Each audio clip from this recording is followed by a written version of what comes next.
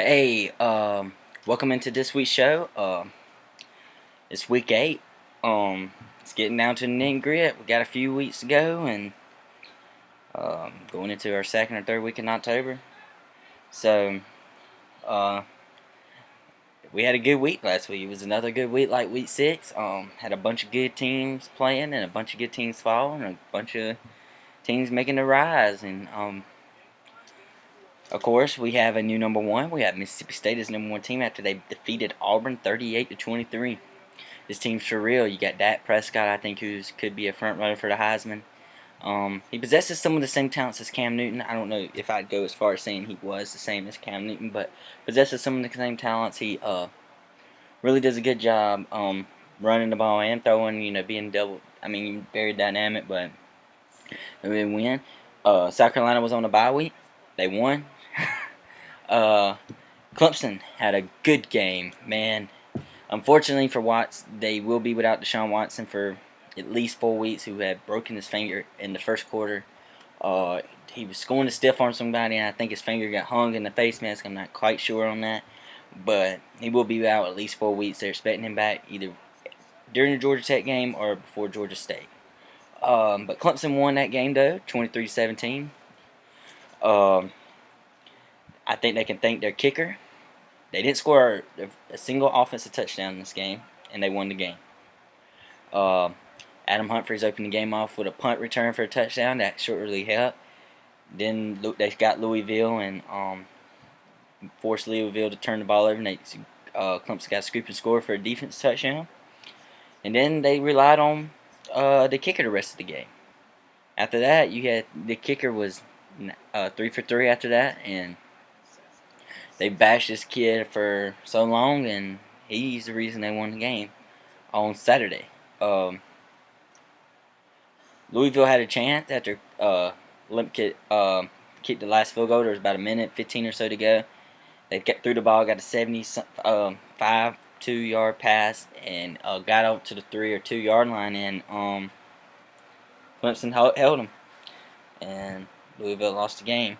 Clemson had 229 total yards. It's pretty low. Louisville had 264. It was just the defensive game. Clemson only had 157 yards passing. Cole Stout came in right after Deshaun Watson got hurt, and he played pretty good. I mean, he didn't manage the ball too well, but he played pretty good. Stout was 20 for 33, 162, 0 touchdowns and 1 interception. In this game, there was only 22 total first downs, 12 for Clemson, 10 for Louisville. Adam's Choice I think, had took the reins of who's Clemson's top running back is. Choice had 16 carries for 61 yards. He's the reason they got down to late in the game and looked really good running the ball. And Travis Scott, Mike Williams got hurt sometime in this game. He came back in, but he just wasn't himself, hurt his shoulder, I think. And Travis Scott had 10 receptions for 66 yards, 0 touchdowns. But other than that, Louisville looked good, but Clemson looked really good. Louisville started Boneman. He was 5 for 13 for 62 yards. Then they finally seen that wasn't working, and they went with their actual starter, Gardner, who came in 10 for 16, 150 yards, and 1 touchdown. And then Quick had 6 receptions for 101 yards. It's a good game, good win for Clemson. It takes them, I think, to 4-2 on the season, so that's pretty good. And it's a third straight win. They got Boston College this upcoming week. Go through some other games. I told you that Mississippi State beat Auburn. Ole Miss beat Texas A&M 35-20. Baylor over TCU in a shootout 61-58. Notre Dame over UNC in another shootout 50-43. Alabama beat Arkansas in a defensive battle 14-3. USC beat number 10 Arizona 28-26. Oklahoma beat Texas in the Red River rivalry 31-26.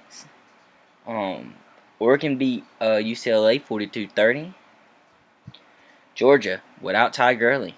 We wanted to see how they respond. They responded well. They beat Missouri 34-0. And then Duke beat Georgia Tech 31-25. Just some quick thoughts for this week. I have my new number one team is Mississippi State, then Ole Miss. Florida State, Baylor. That's my top 4. It's kind of like the actual top 4. But some previews for this upcoming week's games. We got number 2 Florida State going to Notre Dame. We got Tennessee going on the road to number 3 Ole Miss. We got number 21 Texas A&M going on the road to number 7 Alabama. Should be a good one there. We got number 10 Georgia going on the road to Arkansas. Well, it's going to be a neutral site at Little Rock. We got number 14 Kansas State playing number 11 Oklahoma. You got number 12 TCU going on the road to face number 15 Oklahoma State. And you got number 23 Stanford going on the road to play number 17 Arizona State. This week, you got the Gamecocks that play at 12 o'clock. The Gamecocks play Furman. Furman is 2-4 on the season. They took Coastal Carolina into a 2-overtime battle a few weeks ago and lost. But they usually play Carolina pretty good. But I see a Carolina team that's hungry. Carolina is 3-3 on the year. They need this win. They need to be 4-3 after this week. They need there to be 2 wins away from being bowl eligible. From what I've heard, the players have responded well. Thompson's ready. I look for Mike Davis to have this big game this weekend. Farrell Cooper, Nick Jones, Shat Rowland will be back. Not sure on Brandon Wild's status. I think Brandon Wiles will miss this game. They'll probably hold him out to get him healthy for Auburn. Cody Waldrop will probably miss this game. And Mike Matulis, who is looking to be coming back, he will probably not come back till the Auburn game. But this game will be for getting these defensive guys ready for Auburn. Keeping them healthy. Carolina needs to come out here, get a 21-0 lead in the first quarter. Take Thompson out, take Davis out. Take some of these guys out. Lead the starting defense in, because good God, we don't. If the starting defense ain't this good, then I hate to see the backups. But get Connor Mitch, Perry Orr some time on that offense, early. Don't let them play up against Furman's second and third team. I want to see them up against some of this first team of Furman. But Carolina needs this win. It's going to be a good game, I still think. I haven't, I'm not sure I'm going to score. I'm going to take, I'm just not, thinking that we're going to blow this team out. But I'm going to go with, 51-20, South Carolina.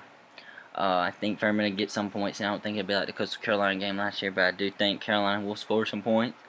Be a good game. It's the fair game. Go to the fair before the game. Go to the fair after the game. Go catch some of the Clemson-Boston College game, which is the next game we're going to talk about. It's a big game for Clemson. You got Cole Stout coming in. It's going to be Cole Stout's first game starting since Florida State, where he didn't play too good. Boston College has been an up-and-down team. They beat USC this year. Lose to Colorado State. They beat North Carolina State last week. They're 4-2 on the season. They are a rushing team. They're 5th in the country in rushing, averaging 315 yards a game. But they're bad in passing at 123rd in the nation, averaging 127 yards a game. It'll be second quarterback this year that Clemson will face. It is a former Florida Gator. Tyler Murphy is 7 for 120 for 761 passing yards and 3 touchdowns. But he has 86 carries for 711 yards, 8.3 yards per carry, and 8 touchdowns. John Hilleman is their leading running back. He has 454 yards rushing and 7 touchdowns. And then what leading receiver they have, Josh Border, who has 16 receptions, 242 yards, and 2 touchdowns. Let me just tell you something, Boston College. This game won't be close. Bad as I hate to say that. I don't see Boston College having a defense. I think Clemson's offense will get theirs. I mean, you think about it. Even though Cole Stout only has 1 touchdown pass on the year. 1 touchdown pass on the year. 62 completions for 102 attempts. 649 yards, and he has 1 touchdown. Just to tell you something, Watson has 13 more completions. Just 13 more completions. And just 10 more pass attempts. and has 11 touchdown passes this year. I think choices are going to be the starting running back. But Boston College, I'm sorry, Clemson's offense is going to score on you, and you ain't not gonna run the ball on this Clemson defense. I'm sorry, I don't care who you got. You can go get Ty Gurley again. Clemson ain't gonna let Ty Gurley run all over him again. He's gonna get his, but Clemson's just not gonna let that happen. Their defense is better. They're more prepared. They just weren't prepared for that game. They got tired. They got mad. They just didn't want to be there at the end of that game when Ty Gurley started going off. But it's gonna be a good game. But I just don't see Clemson losing this game. That's why I think if I'm gonna predict this game, I'm gonna go with Clemson 28.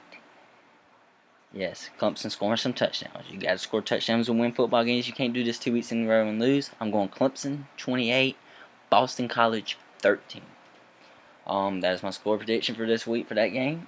It's gonna be a good week of football. Like I said, I named off some games. We got one top 5 matchup. Got what is it? You got a few top 25s. But it's gonna be a good week. I'm excited for my Gamecocks to get back out there, even though bad week. But thanks for tuning in, and there's not much more I can say on this week. It's a short, not too big of a games to talk about. But make sure you check out my blog. My blog is on sportsblog.com/ChrisDixon13. I just done a recruiting report for Gamecocks and Tigers.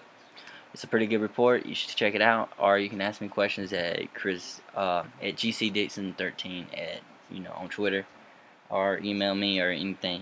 Comment on the video below. But thanks for tuning in, and I've enjoyed this, and keep tuning in. Thank you.